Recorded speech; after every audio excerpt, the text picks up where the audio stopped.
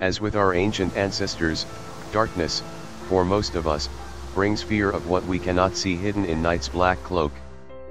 In our society, fear of criminals and vandals are among the greatest concerns since most of our population now lives in urban areas.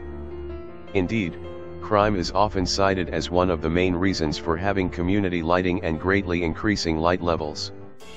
However, through research, we are learning that many of our concepts related to lighting are merely fear-based myths that must be dispelled.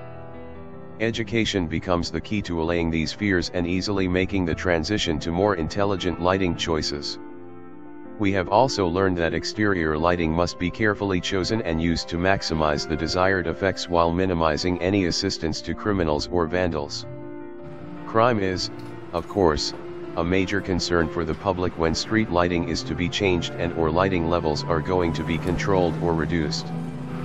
People naturally fear that any reduction in lighting levels will certainly cause crime rates to rise.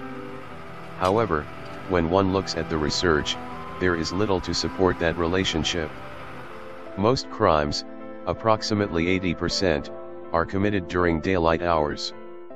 As for crimes against one's person, they are usually committed by people whom the victim already knows. In this case, the crime is not dependent on lighting. When the city of Calgary was considering changing its street lights to full cut-off lighting to reduce waste light and light pollution, the police service undertook research to see what differences in crime, if any, the improved lighting would create. Although there was concern in the community that crime might rise, police found no increase in the crime rates after the conversion. British research also indicates that there is no apparent reduction in crime if the lighting levels have been increased. Other research indicates that brightly lit areas tend to have higher crime rates as criminals tend to congregate in these areas as that is where their targets are. Anecdotes have supplemented the findings and, after reviewing the research and anecdotal evidence on this issue, the following could be concluded.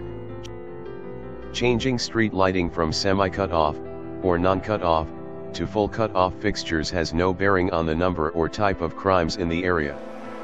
Increasing or decreasing street lighting values has no relationship to crime rates either. Criminals, having the same fears as most humans, tend to avoid dark places for their own good and are, instead, drawn to places of high-level lighting as are most people.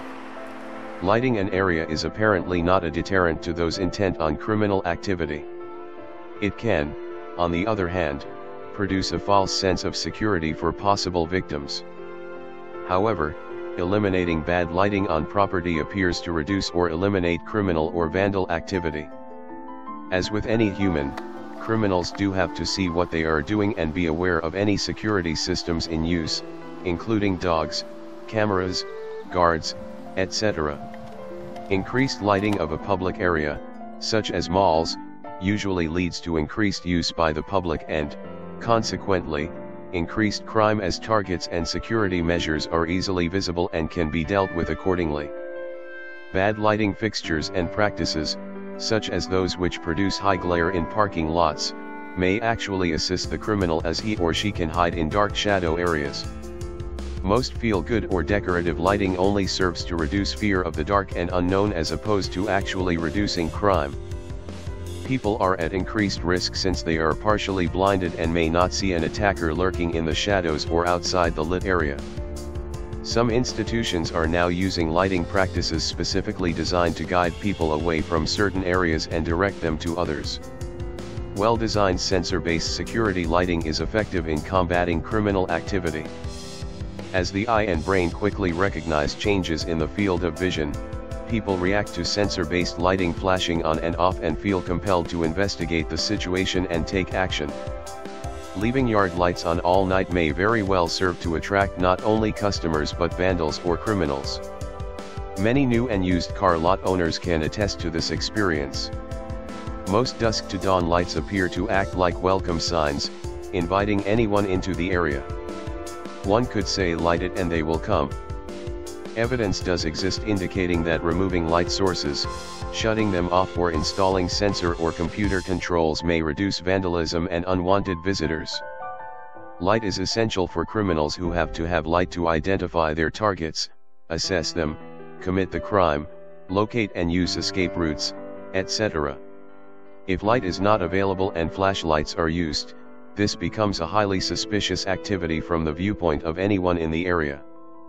This concept applies to all types of areas including farmyards, which often suffer from night thefts. The yard light that is continually on may well be serving the criminal's needs while increasing your power bill and keeping your power company happy. At the very least, place a switch or sensor on your yard light and shut it off when it is not needed. As criminals cannot see what is in the yard and have difficulty detecting any security that may exist, they do not know what lies in wait for them, thus promoting fear and reluctance to enter the area. Large black savage dogs may very well be lying in wait, wrapped in the darkness. Light can not only be your friend, it could also be assisting your enemy. The solution to most lighting problems is to adopt good lighting practices along with environmentally friendly, energy-saving, full cut-off lighting fixtures controlled by sensors and/or computer. This means using appropriate lighting at the right time and the right place for the right reasons. Light-efficient communities promote the use of appropriate lighting and controls to improve safety and security outside the home and within the community.